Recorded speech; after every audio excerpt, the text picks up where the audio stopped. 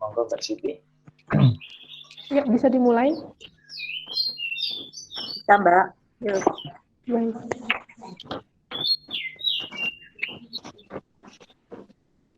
Assalamualaikum warahmatullahi wabarakatuh. Waalaikumsalam. Selamat pagi, salam sejahtera untuk kita semua. Yang terhormat Ibu Suhartati MPD selaku Kepala SMP Negeri 1 Karangmojo, serta yang saya hormati Bapak Ibu peserta webinar pada pagi hari ini yang berbahagia. Alhamdulillah, puji syukur kita panjatkan karena berkat rahmatnya kita masih bisa berkumpul untuk bersama-sama menimba ilmu dari narasumber, meski harus dilaksanakan secara online. Semoga kita tetap selalu sehat. Acara ini merupakan acara ketiga dari serangkaian COP atau Community of Practice yang akan diselenggarakan oleh tim pelatihan BCA dari SMEP Saka. Berikut ini saya bacakan susunan acaranya. Acara pertama, pembukaan. Kedua, pengantar dari Ketua Panitia. Ketiga, sambutan. Keempat, pemaparan materi oleh narasumber. Yang kelima, tanya jawab. Dan yang terakhir, penutup. Memasuki acara pertama, yaitu pembukaan. Mari kita buka acara pada pagi hari ini dengan berdoa sesuai agama dan kepercayaan masing-masing. Berdoa, mulai.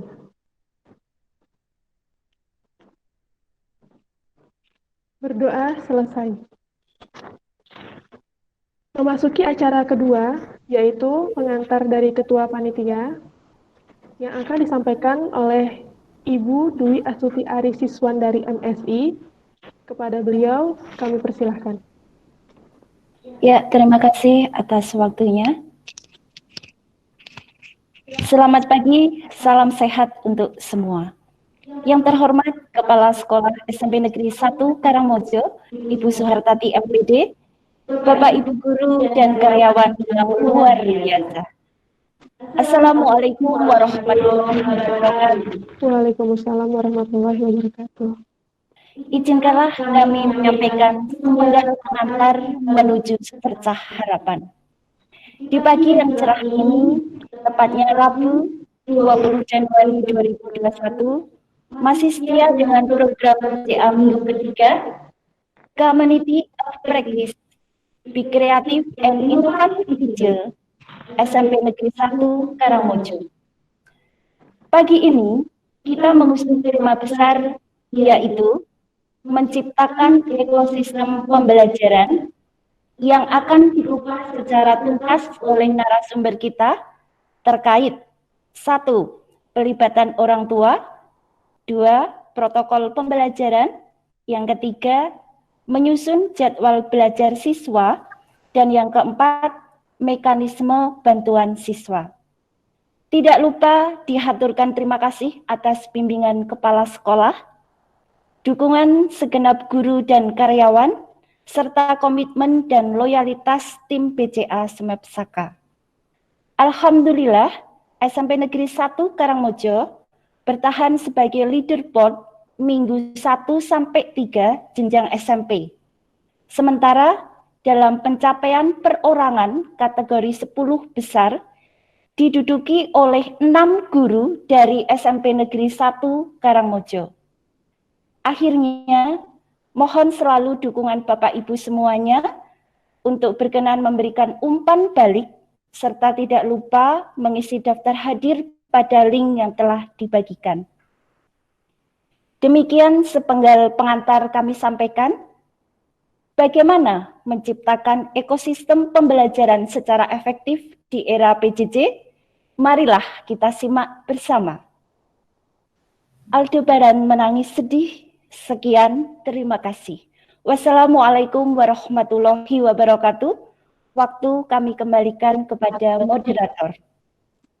Baik, diucapkan terima kasih pada Ibu Dwi Astuti Ari Siswan dari MSI. Memasuki acara selanjutnya, yaitu sambutan. Sambutan akan disampaikan oleh Ibu Suhartati MPD, selaku Kepala SMP Negeri 1 Karangmojo. Kepada beliau kami persilahkan. Assalamualaikum warahmatullahi wabarakatuh. Terima kasih Bu Siti atas waktunya. Pada kesempatan ini, marilah kita panjatkan puji syukur kehadirat Allah Subhanahu wa Ta'ala. Dalam cuaca yang cerah, kita bisa bertemu di online kita, kegiatan online kita. Dan semoga Bapak Ibu semua sehat walafiat, yang WFH tetap berjalan dengan baik, yang WFO demikian pula. Di Bapak Ibu, terima kasih atas partisipasinya terhadap kegiatan ini, terutama bagi tim PCA di SMP 1 Karangmojo yang telah melaksanakan sampai saat ini sudah COP yang tahap ketiga.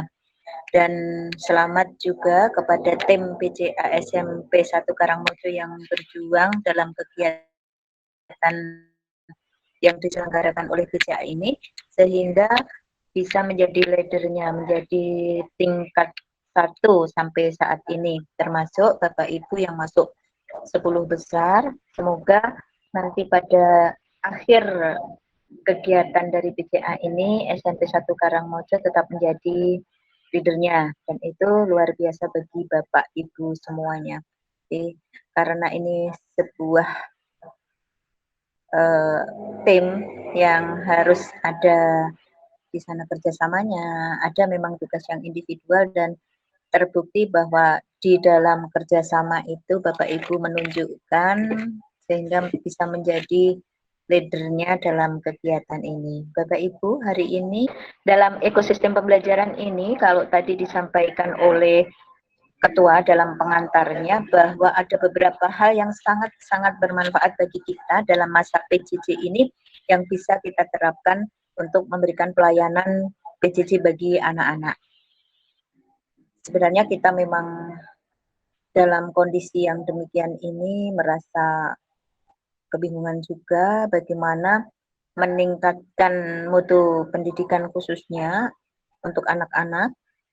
Namun dalam situasi PJJ yang masih banyak permasalahan di lapangan. Tapi insya Allah dengan kegigihan Bapak Ibu di SMP 1 Karangmojo ini luar biasa dalam memberikan pelayanan anak, dan semoga nanti akan terus berjalan, dan diucapkan terima kasih dari pihak sekolah atas semua yang dilakukan oleh Bapak Ibu semuanya. Bapak Ibu, monggo nanti dipersilakan untuk mengikuti kegiatan COP yang ketiga ini dengan tema ekosistem pembelajaran. Kemudian bisa kita implementasikan dalam pembelajaran kita terhadap anak-anak kita, sehingga paling tidak akan memberi nuansa baru bagi PJJ di SMP 1 Karangmojo ini. Terima kasih atas semuanya. Terima kasih kepada Bapak Ibu guru yang telah mengikuti. Terima kasih kepada tim PCA. Sehat selalu dan salam sehat. Semoga Allah selalu melindungi kita bersama. Matur nuwun, saya kembalikan kepada Bu Siti. Terima kasih. Wassalamualaikum warahmatullahi wabarakatuh. Waalaikumsalam warahmatullahi wabarakatuh. Diucapkan terima kasih kepada Ibu Suhartati MPD. Selanjutnya memasuki acara inti, yaitu pemaparan materi oleh narasumber. Kepada Pak Iwan Muharji MPD, kami persilahkan. Baik, terima kasih atas waktu yang diberikan kepada kami untuk memberikan sedikit paparan berkaitan dengan penciptaan ekosistem pembelajaran. Sebelumnya yang berhormat Ibu Kepala Sekolah, yang kami hormati juga Ibu Bapak Guru peserta COP ketiga dari BCA ini. Sebelum saya mulai, saya tanya dulu ini untuk waktu yang diberikan nanti berapa menit ya, Bu Siti? Secukupnya. Secukupnya. 30 menit, baik. Maksimal 30 menit ya. Maksimal. Baik, terima kasih. Ibu Bapak yang kami hormati, saya akan mencoba untuk men-share screen dulu.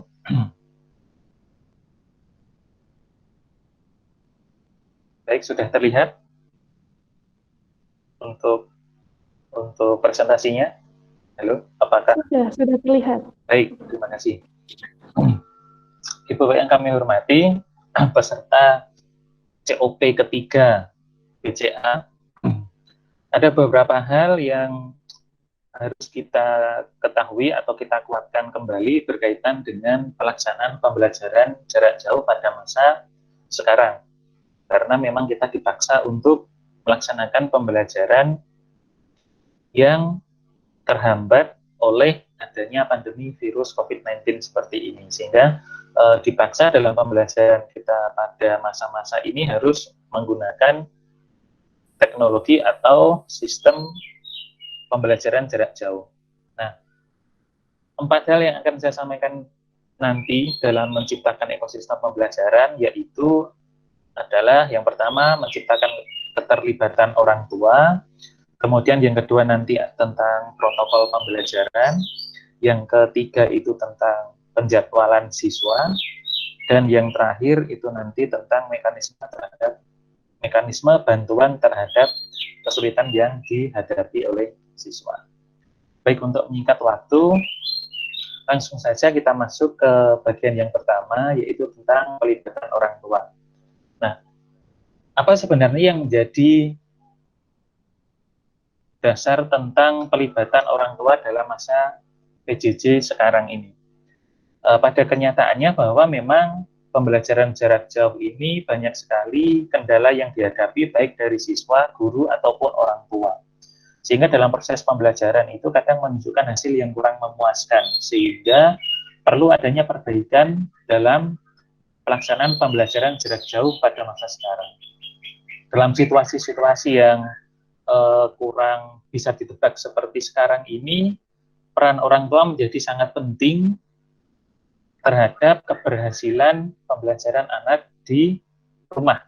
Karena apa? Karena memang lebih banyak porsi belajar siswa itu ada di rumah, karena mereka sama sekali tidak hadir untuk melaksanakan pembelajaran tatap muka di sekolah. Nah, bagaimana keterlibatan orang tua dalam pembelajaran jarak jauh seperti ini? Keterlibatan orang tua itu kan sebenarnya membuat situasi di mana orang tua itu terlibat langsung dalam pembelajaran di rumah. Dalam artian terlibat langsung itu memberikan bantuan kepada putra-putrinya untuk melaksanakan pembelajaran dengan baik.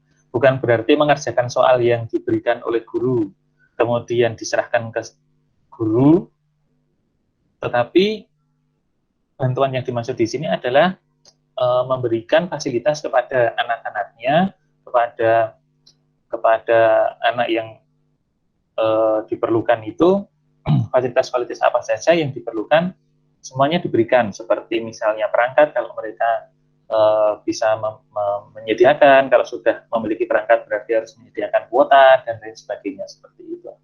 Nah, ada 3 prinsip utama yang menjadi dasar pelaksanaan pelibatan orang tua siswa dalam masa PJJ. Nah, ada 3 prinsip itu adalah komunikasi, konsistensi, dan kolaborasi. Kita sedikit membahas ketiga prinsip tersebut, mungkin nanti agak cepat karena kita dibatasi oleh waktu. Yang pertama tentang komunikasi. Komunikasi di sini yang dimaksudkan adalah komunikasi yang bersifat 2 arah, yaitu antara guru dengan orang tua, di mana komunikasi ini berkaitan dengan bagaimana guru bisa berkomunikasi dengan orang tua untuk memperlancar penugasan-penugasan yang diberikan. Mungkin jika ada kesulitan-kesulitan, maka nanti orang tua juga bisa menanyakan langsung kepada gurunya, seperti itu. Nah, dalam membangun komunikasi ini bisa dilakukan dengan berbagai cara. Pilih cara terbaik yang bisa digunakan sebagai jalur komunikasi antara orang tua dengan guru. Bisa melalui media-media yang ada, yang biasa digunakan, semisal WhatsApp group, atau grup Telegram, atau email jika bisa, atau telepon secara langsung. Tetapi, jika itu tidak memungkinkan, maka komunikasi yang bisa dilakukan adalah komunikasi yang sifatnya verbal, langsung bertemu. Misalnya dengan kunjungan dari guru ke rumah orang tua atau ke rumah siswa tersebut. Nah, kuncinya adalah kita menggunakan cara terbaik untuk berkomunikasi dengan orang tua sebagai guru.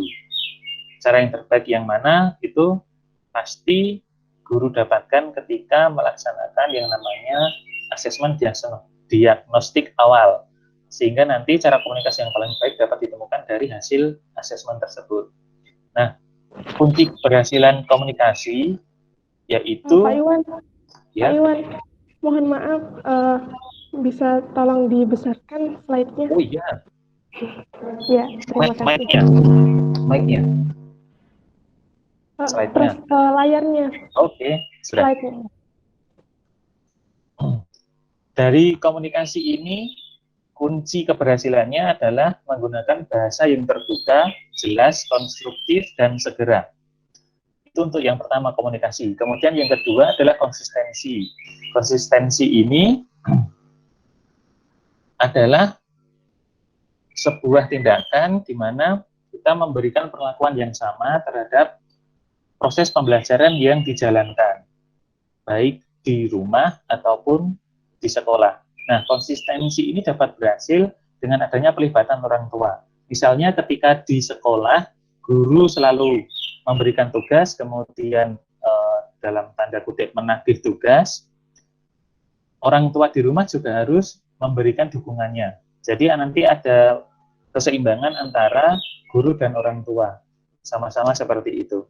Kemudian yang kedua, rutinitas untuk pengalaman belajar, yaitu siswa sebisa mungkin sama dalam melaksanakan pembelajaran, baik di dalam pembelajaran online ataupun nanti di rumah.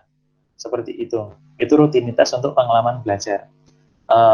Kalau dulu-dulu siswa ketika tatap muka itu konsisten dalam melaksanakan pembelajaran, maka di rumah orang tua sebaiknya juga mendukung hal tersebut. Jangan sampai lepas bagaimanapun caranya.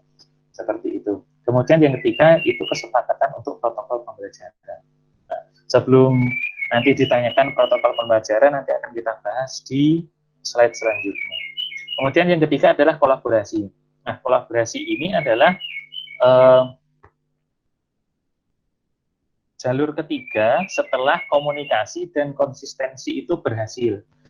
Kolaborasi ini bisa dilakukan jika komunikasi dan konsistensi itu sudah berjalan dengan baik. Karena apa? Kolaborasi ini tidak akan pernah berhasil jika tidak ada keterlibatan orang tua itu sendiri.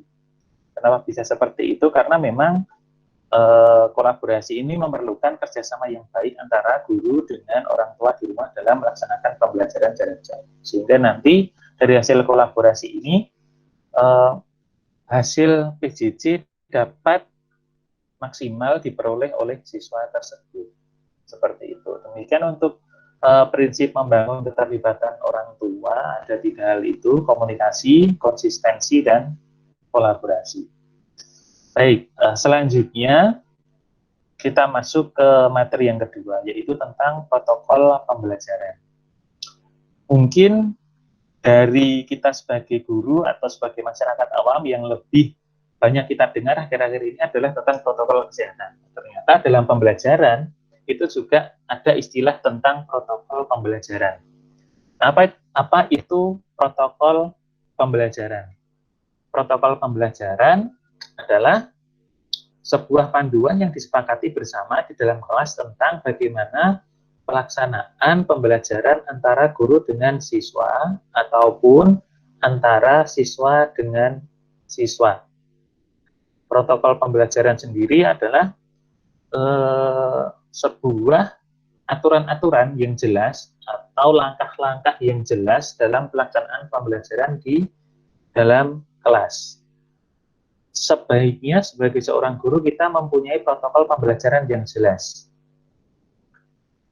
Karena itu merupakan sebagai bentuk tanggung jawab seorang guru dan tanggung jawab seorang siswa ketika melaksanakan pembelajaran, terutama di sini pembelajaran jarak jauh. Nah, bagaimana bentuk protokol-protokol kesehatan seperti itu? Misalnya, ketika awal pembelajaran, Bapak Guru pasti mengawali dengan mengucapkan salam, kemudian menanyakan kabar, kemudian melaksanakan dosensi, dan lain-lain. Nah, itu yang dimaksud dengan protokol pembelajaran. Sampai nanti di akhir ada kegiatan penutup setelah penyampaian materi tentu saja. Itulah dimaksud dengan protokol-protokol pembelajaran. Nah, kenapa protokol itu diperlukan? Hal ini juga bertujuan untuk memberikan fokus kepada siswa supaya siswa nanti dalam belajar tidak keluar dari apa yang menjadi tujuan pembelajaran di awal. Itu yang dimaksud dengan protokol pembelajaran. Nah, kemudian bagaimana modelnya?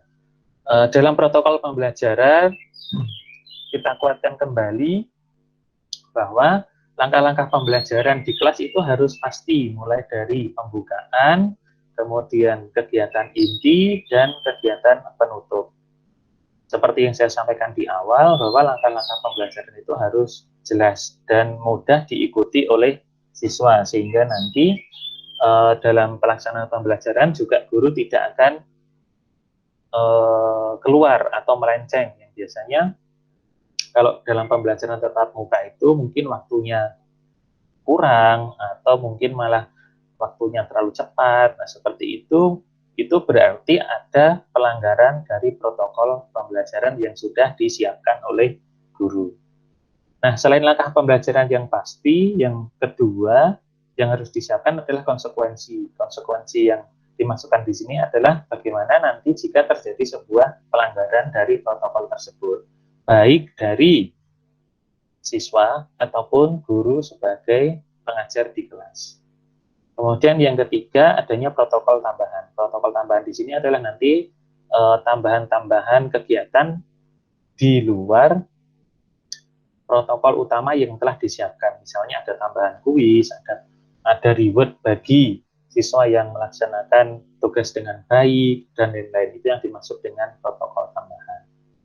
Nah, bagaimana syarat-syarat protokol pembelajaran ini dapat berhasil dengan baik ketika pelaksanaan PJJ pada masa sekarang? Yang pertama adalah konsistensi dari guru ketika mengajar di kelas online. Jadi, ketika kita mengajar di kelas online, sebaiknya memang seorang guru harus konsisten dari awal sampai akhir. Ketika pertemuan pertama sampai pertemuan terakhir, Bapak guru harus konsisten seperti itu. Saya yakin Bapak guru sudah banyak yang melakukan hal tersebut, tetapi mungkin ada beberapa juga yang kadang kurang konsisten. Jadi misalnya dalam melakukan pembelajaran, protokol itu dari A sampai Z ya harus dilaksanakan semua. Jangan sampai nanti ada yang terlewat. Tapi saya yakin beberapa ibu bapak guru sudah banyak yang melakukan secara konsisten dalam pembelajaran tersebut berkaitan dengan protokol pembelajaran. Kemudian yang kedua, gunakan bahasa yang positif dalam pembelajaran. Kenapa? Karena anak itu akan banyak merespon bahasa yang positif, bukan bahasa yang negatif. Berikan reward, berikan penghargaan kepada siswa-siswa yang memiliki prestasi. Hal itu akan mengangkat kepercayaan diri mereka dalam melaksanakan pembelajaran ke depan. Kemudian yang ketiga, syaratnya adalah adanya konsekuensi yang disepakati sejak awal dalam pembelajaran. Hal ini dimaksudkan supaya anak nanti tidak kaget, kok tiba-tiba saya diberikan sanksi seperti ini, padahal di awal tidak ada kesepakatan tentang konsekuensi yang akan didapatkan. Oleh karena itu, memang sangat diperlukan komunikasi yang baik di awal pembelajaran sebagai protokol pembelajaran ketika melaksanakan PJJ. Misalnya kalau di sekolah yang sudah dilaksanakan itu adalah ketika anak tidak melaksanakan tugas dengan baik, maka nanti akan ada peringatan. Jika peringatan tidak dilaksanakan atau tidak diindahkan juga, maka kemudian langkah selanjutnya nanti akan ada kunjungan ke rumah atau home visit. Nah, seperti itu di awal sudah jelas, seharusnya sudah jelas diketahui antara siswa dengan guru, sehingga nanti siswa tidak terkaget-kaget ketika ada kunjungan dari guru ke rumah, seperti itu. Itu syarat-syarat supaya protokol pembelajaran berhasil dalam pelaksanaannya. Baik, lanjut kemudian materi yang ketiga berkaitan dengan penjadwalan bagi siswa. kita sepakati dulu bahwa jadwal belajar yang dimaksudkan di sini adalah penjadwalan untuk kegiatan siswa secara menyeluruh dari awal mereka bangun sampai nanti mereka menutup mata kembali atau istirahat di malam hari. Artinya di sini adalah penjadwalan itu bukan sekedar penjadwalan pelaksanaan kelas online, tetapi penjadwalan harian bagi siswa tersebut. Dalam penjadwalan itu ada beberapa hal yang harus diperhatikan, yaitu kriteria, skala prioritas, dan keseimbangan. Kriteria di sini adalah kriteria dari kegiatan-kegiatan siswa itu sendiri, yaitu ada yang berkaitan dengan pembelajaran di sekolah, kemudian berkaitan dengan sosial mereka, berkaitan dengan keluarga mereka, kemudian juga berkaitan dengan aktivitas fisik mereka.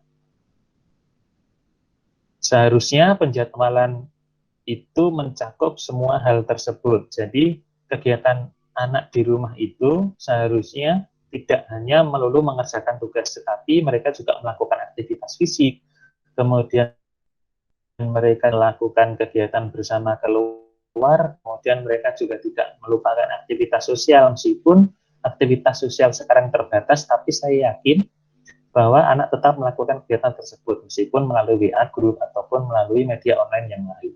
Kemudian dalam penjadwalan ini juga harus ada skala prioritas, di mana yang lebih penting itu lebih diutamakan, atau dalam penjadwalan mungkin nanti lebih banyak keluar. Seperti dalam contoh yang nanti akan saya sampaikan. Kemudian yang ketiga ada keseimbangan, yaitu keseimbangan antara sosial, fisik, dan pemikiran. Dalam pembuatan jadwal yang baik itu tidak hanya fokus pada satu hal secara fisik saja, atau secara psikis saja, atau juga nanti siswa hanya fokus kesehariannya itu hanya mengerjakan tugas dari gurunya saja. Hal itu dalam penjadwalan itu dianggap kurang seimbang. Maka diperlukan keseimbangan dalam penjadwalan. Kemudian selanjutnya, ini contoh penjadwalan siswa yang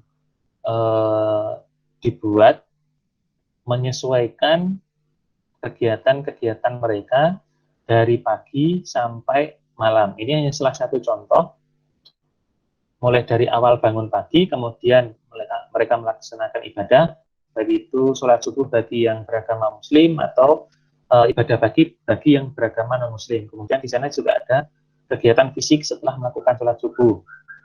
Kemudian membantu keluarga, sarapan, kemudian melaksanakan kelas online, ada waktu istirahatnya juga bagi mereka, kemudian melaksanakan kelas online lagi, istirahat, kemudian browsing atau berselancar di dunia maya, ibadah lagi bagi yang muslim, kemudian mengerjakan tugas sekolah, mandi, kemudian istirahat, dan waktu bersama keluarga.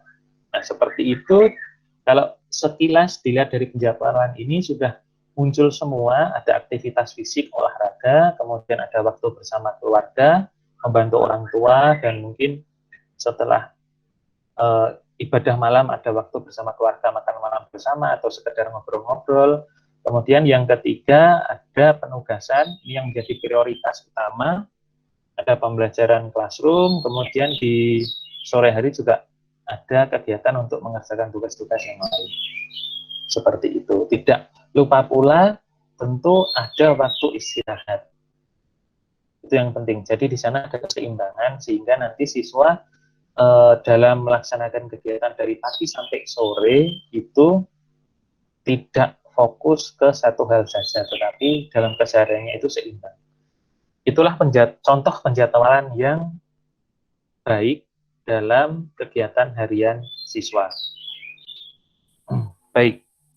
Kemudian untuk materi terakhir itu tentang mekanisme bantuan siswa, di mana kadang-kadang dalam pelaksanaan PJJ itu siswa dan guru sendiri atau mungkin juga orang tua mengalami kesulitan berkaitan dengan pelaksanaan PJJ. Nah, bantuan apa saja yang dapat diberikan oleh guru atau sekolah berkaitan dengan pelaksanaan PJJ pada masa sekarang? Ada dua mekanisme yang bisa dilaksanakan, yaitu berkaitan dengan teknis dan non-teknis. Untuk masalah teknis, biasanya berkaitan dengan perangkat pembelajaran yang baru. Bisa jadi siswa itu merasa, oh ini ada hal baru tentang pelaksanaan penggunaan classroom. Kalau dulu di SD masih menggunakan WA saja, atau di SD dulu hanya seminggu sekali mengambil tugas, kemudian seminggu dikerjakan, kemudian dikembalikan guru sambil mengambil tugas untuk minggu berikutnya. Nah, seperti itu perlu adanya bantuan kepada siswa terhadap perangkat-perangkat baru dalam pembelajaran. Baik itu perangkat yang berupa HP, laptop, ataupun yang lain, atau pengetahuan yang berupa keterampilan. Penggunaan HP, ada beberapa siswa yang mungkin tidak familiar dengan pembelajaran menggunakan HP atau laptop. Nah, bagaimana pelaksanaannya? Bantuan teknis itu bisa melalui misalnya hotline bantuan dengan WA yang selalu dilaksanakan oleh sekolah. Di sana ada grup-grup untuk meminta bantuan, ada grup kesiswaan, ada grup kelas. Nah, seperti itu ada beberapa bapak guru yang siap membantu siswa jika diperlukan. Kemudian kedua ada piket guru. Kemudian yang ketiga ada call center jika mengalami kesulitan. Kemudian yang keempat, jika memungkinkan bisa menggunakan email ketika siswa sudah terbiasa dengan email. Kemudian yang kedua, mekanisme bantuannya adalah non-teknis, yaitu berkaitan dengan sosial psikologis dan motivasional bagi siswa, orang tua, dan guru-guru. Yang pertama yang bisa dilakukan berkaitan dengan sosial psikologis dan motivasional adalah adanya prioritas bagi siswa. Nah, kadang-kadang dalam pembelajaran kita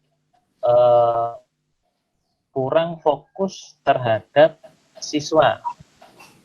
Nah, dalam pelaksanaan PJJ tentu saja seharusnya kita itu sebagai seorang guru harus bisa menunjukkan bahwa kita menghargai seorang siswa itu secara 100%. Misalnya ketika awal pembelajaran kita menanyakan kabar mereka, kemudian menanyakan apa yang menjadi tantangan dalam pembelajaran minggu kemarin, kemudian bagaimana komunikasi dengan teman-teman, dan itu adalah contoh bagaimana kita memprioritaskan siswa sebagai tokoh utama dalam kegiatan belajar mengajar. Kemudian yang kedua adalah mengurangi tekanan ke siswa. Nah, dalam pelaksanaan PJJ ini tentu banyak sekali hambatan, banyak sekali tantangan yang dihadapi oleh siswa. Oleh karena itu, sebagai seorang guru yang baik, maka kita seharusnya mengurangi tekanan kepada siswa berkaitan dengan materi pembelajaran. Ada baiknya kita membuat variasi-variasi dalam pembelajaran sehingga mereka tetap mendapatkan materi pembelajaran tetapi tidak monoton dalam melaksanakan kegiatan pembelajaran seperti itu. Jadi saya pikir juga dari guru sendiri memiliki banyak tekanan dari siswa, dari orang tua, atau mungkin dari juga dinas, bahwa di mana PJJ seperti ini, tapi tetap harus siswa itu mendapatkan nilai yang baik. Maka bagaimana sebagai seorang guru dapat mengurangi tekanan-tekanan tersebut, saya yakin Ibu Pak Guru sudah memiliki teknik yang mumpuni. Kemudian yang ketiga adalah memberdayakan siswa.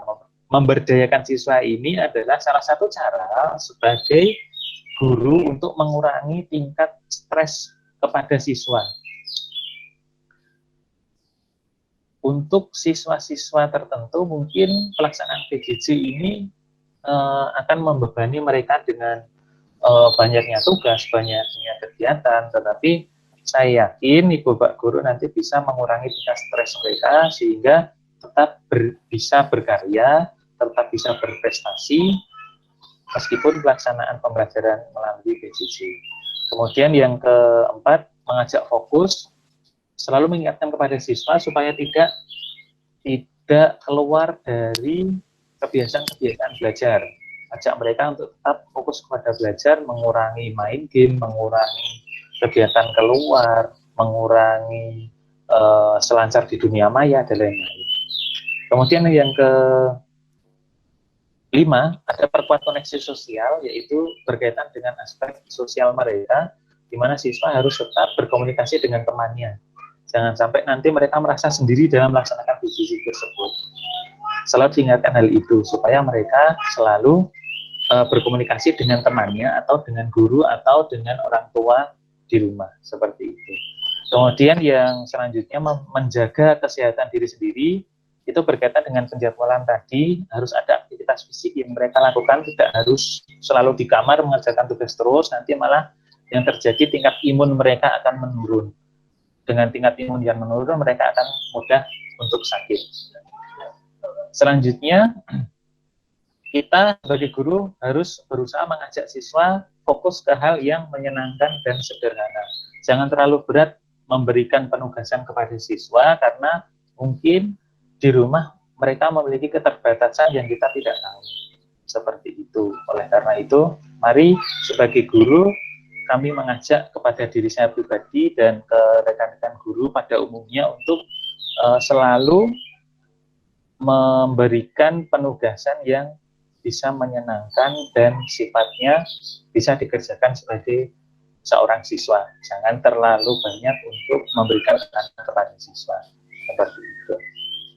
Nah, sebelum saya tutup, mungkin ada beberapa hal yang menjadi garis besar dari penjabaran yang saya sampaikan tadi. Yang pertama adalah dalam pembelajaran era PJJ ini, siswa sebenarnya memerlukan bantuan dalam mengatasi setiap masalah yang mereka hadapi, baik masalah itu bersifat teknis ataupun non teknis, ataupun dalam kegiatan belajar itu sendiri, dalam materi pembelajaran maksud kami. Kemudian yang kedua adalah kita sebagai guru, saya mengajak kembali untuk melakukan sejumlah upaya dalam membantu siswa dalam mengatasi segala permasalahan yang dihadapi oleh siswa. Kemudian yang ketiga adalah ini yang mungkin agak berat bagi kita sebagai guru, yaitu sebagai guru kita harus mampu terlebih dahulu dibandingkan siswa. Oleh karena itu, sebagai guru kita harus tetap belajar, jangan pernah berhenti untuk belajar, karena dengan belajar nanti dengan memampukan diri kita sendiri, maka kita baru bisa membantu siswa. Kemudian yang keempat, mungkin siswa tidak akan mengingat apa yang diajarkan oleh guru, tetapi mereka akan terus mengingat bagaimana seorang guru itu berusaha untuk membantu mereka. Itu kesimpulan dari apa yang dapat kami sampaikan. Ada kurang dan lebihnya, ada kurangnya, terutama kami mohon maaf. Atas perhatiannya kami ucapkan terima kasih. Waktu kami kembalikan ke Bu Siti sebagai pembawa acara.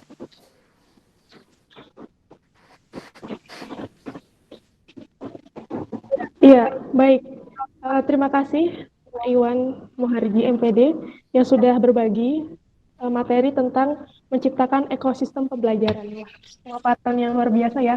Mari kita beri apresiasi dengan tepuk tangan lingkaran. Yeay. Baiklah. Selanjutnya adalah acara tanya jawab. Bagi peserta yang ingin mengajukan pertanyaan kepada narasumber, kami persilahkan. Tapi sebelumnya saya mau bertanya dulu dengan Pak Iwan. Ini sistem pertanyaannya apakah mau ditanggung dulu, baru dijawab semua, atau ada pertanyaan kemudian dijawab? Bagaimana Pak Iwan? Saya ikut pengacara, boleh ditampung dulu juga tidak masalah. Oh begitu, baiklah. Kalau begitu akan saya buka untuk 3 penanya. Kami persilahkan yang ingin bertanya bisa mengaktifkan mikrofon atau mengangkat tangan. Ya, iya baiklah. Sudah ada 1 penanya. Di sini ada Pak Bambang Arif. Kami persilahkan, Bang. Ada 2 ya, Bu Siti. Bu Rosida tidak mengangkat tangan. Oh ya, Bu Rosida juga. Baik, Pak Bambang dulu, silakan. Terima kasih. Assalamualaikum warahmatullahi wabarakatuh. Waalaikumsalam warahmatullahi wabarakatuh. Berkait dengan pemaparan tadi, ada satu hal yang menurut saya sangat penting untuk keberhasilan BJJ, yaitu bagaimana membangun keterlibatan orang tua. Nah, permasalahannya berkait dengan kompleksitas orang tua di sekolah kita. Bagaimana dia cara untuk membangun keterlibatan yang baik dengan orang tua siswa itu. Terima kasih. Assalamualaikum warahmatullahi wabarakatuh. Waalaikumsalam warahmatullahi wabarakatuh. Baik, pertanyaan kedua, sudah ada yang angkat tangan? Ya, Bu Rosida, kami persilakan.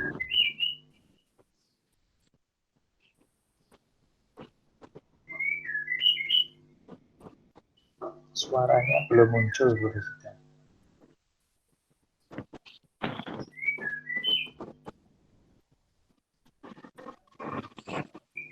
Halo, Bu Rosida, belum muncul suaranya. Atau mungkin kalau kesulitan, Bu Rosida bisa ditulis di chat. Tidak apa-apa, Iya. Bu Rosida. Baik, di sini saya lihat juga ada Pak Imam Naufi yang angkat tangan. Silahkan kami beri kesempatan untuk bertanya. Terima kasih Bu Siti waktunya. Tadi dijelaskan bahwasanya salah satu mekanisme bantuan siswa adalah dengan cara memberdayakan siswa. Nah, yang saya tanyakan di sini bagaimana cara untuk memberdayakan siswa dalam era PJJ seperti saat ini. Itu Bu Siti. Ya, baik, sudah kami catat pertanyaannya. Selanjutnya, yang masih ingin bertanya masih ada satu kesempatan lagi. Tadi Ibu Rosida jadi bertanya.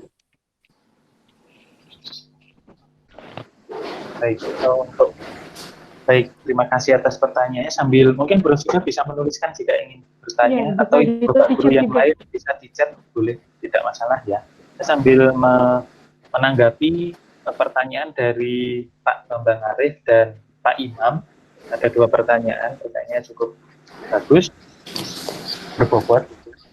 Yang pertama, bagaimana membangun keterlibatan orang tua dalam era PJJ? Pertanyaan dari Pak Bambang Arif. Nah, keterlibatan orang tua itu ada dua hal penting yang harus kita prioritaskan dalam keterlibatan orang tua dalam era PJJ ini. Yang pertama adalah itu kita harus sedini mungkin. Kata kuncinya adalah sedini mungkin kita melakukan komunikasi dengan orang tua. Di awal pembelajaran, di tengah, dan di akhir, komunikasi harus konsisten seperti itu. Tetapi di awal, sebagai gebrakan, seharusnya komunikasi sudah dimulai. Misalnya di awal semester, itu orang tua harus terlibat berkomunikasi aktif dengan pihak sekolah atau guru. Jangan sampai nanti di awal semester itu tidak ada komunikasi sebagai awalan ketika menerima siswa pada tahun tersebut. Itu yang dimaksud dengan sedini mungkin. Kemudian yang kedua adalah kata kuncinya sesering mungkin. Sesering mungkin di sini adalah bagaimana kita konsisten berkomunikasi dengan orang tua. Tadi di awal sudah saya katakan komunikasi itu di awal tahun, di tengah tahun, atau di akhir tahun. Maksud saya adalah di awal semester, di tengah semester, dan di akhir semester. Atau bisa juga jika diperlukan, kita juga bisa melakukan komunikasi itu mungkin setiap minggu atau 1 bulan sekali itu berkomunikasi dengan orang tua. Di sekolah tentu ada grup-grup WhatsApp wali orang tua ataupun guru kelas yang di sana ada orang tua, wali, siswa untuk mendapatkan info tentang anak didiknya, tentang siswa-siswanya ketika di sekolah atau berkaitan dengan pelaksanaan PJJ seperti itu. Demikian Pak Bambang tanggapan dari kami, atau mungkin ada pertanyaan lanjutan? Terima kasih, cukup. Baik. Terima kasih. Oke. Terima kasih Pak Bambang. Kembali untuk yang kedua dari Pak Imam, bagaimana pemberdayaan siswa dilakukan dalam masa PJJ.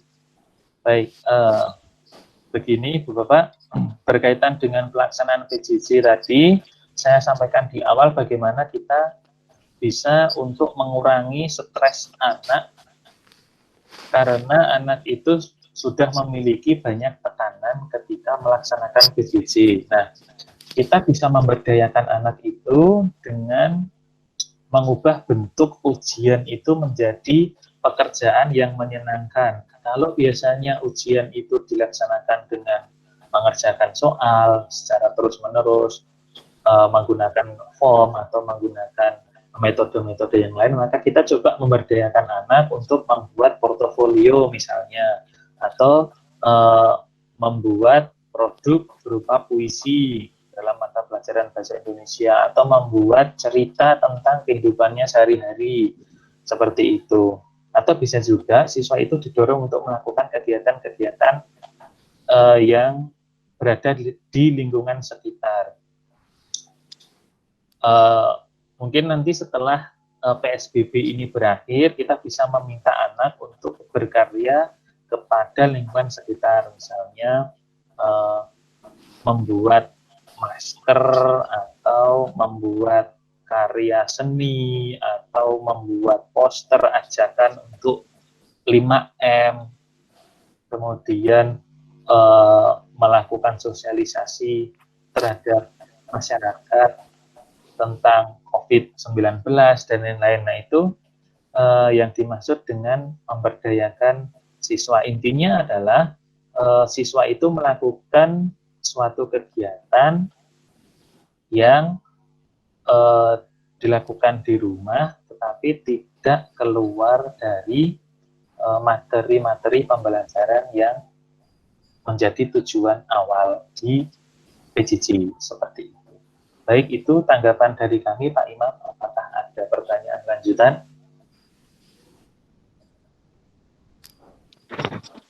Baik, sudah 2 pertanyaan yang terjawab.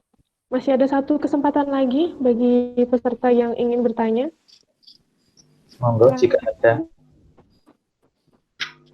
kami berikan kesempatan kembali.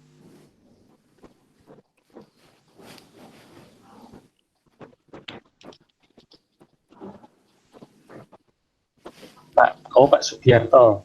Oh iya, baiklah. Pak Sugiarto, silahkan bertanya. Siap kan ngomongnya.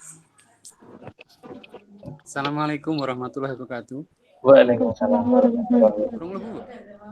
Sudah. Sudah. Saya ingin Assalamualaikum warahmatullahi wabarakatuh. Saya ingin bertanya karena saya tadi kurang perhatikan. Jadi bagaimana konsekuensi terhadap guru jika ada pelanggaran protokol pembelajaran? Ini saya minta tolong penjelasan ulang kembali, tolong ditekankan di bagaimana konsekuensi terhadap guru jika ada pelanggaran protokol pembelajaran. Demikian pertanyaan kami. Saya silakan mohon penjelasan. Assalamualaikum warahmatullahi wabarakatuh. Waalaikumsalam. Langsung saya tanggapi boleh ya Bu Siti?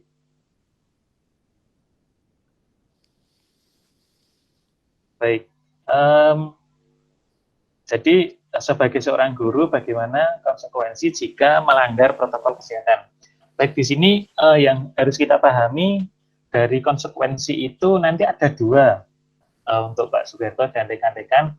Yang pertama adalah bagaimana upaya preventifnya, itu juga merupakan sebuah konsekuensi, dan kemudian yang kedua adalah bagaimana jika setelah terjadi pelanggaran, itu yang dimaksud dengan konsekuensi.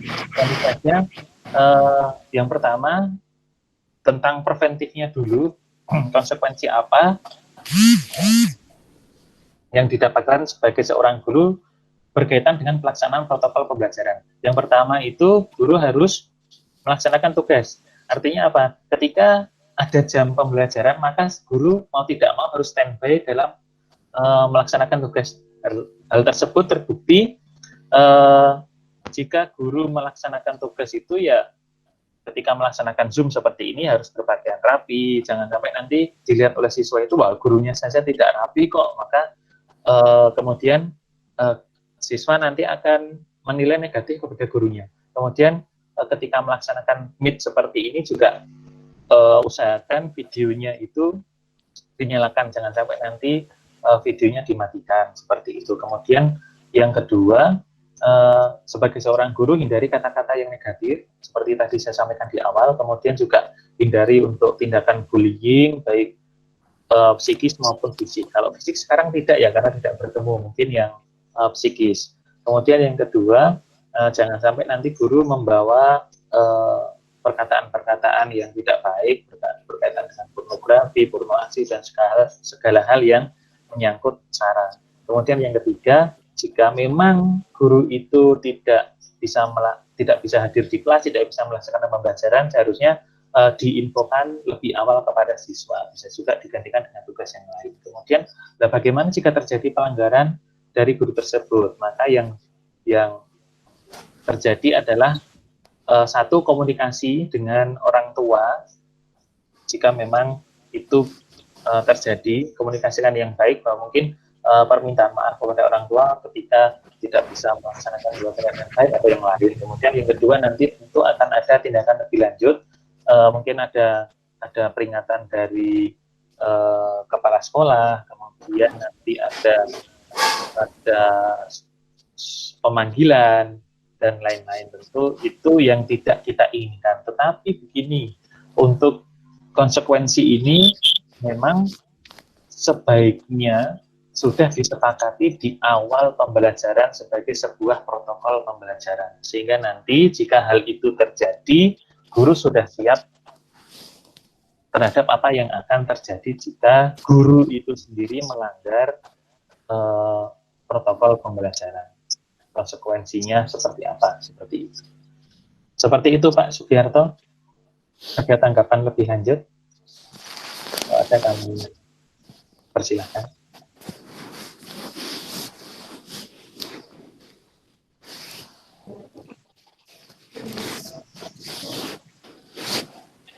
Baik, sepertinya sudah jelas ya Pak Iwan. Ya. Sebelum saya akhiri, sebelum kita tutup acara ini, mungkin kita perlu foto bersama dulu nih. Bagaimana kalau kita foto dulu? Ya, bagus. Baik. Ya, mohon ya, diaktifkan kameranya. 2, 3. Cukup? Sudah? Ya, sudah. Baik. Ya, terima kasih. Alhamdulillahirrabbilalamin, kita telah sampai di penghujung acara. Terima kasih banyak kepada narasumber serta para peserta yang telah hadir dari awal sampai akhir. Semoga banyak ilmu yang didapat sehari-hari. Saya mewakili panitia yang bertugas menyampaikan mohon maaf atas salah kata dan perbuatan. Akhir kata, terima kasih dan wassalamualaikum. Saya mewakili panitia yang bertugas menyampaikan mohon maaf atas salah kata dan perbuatan.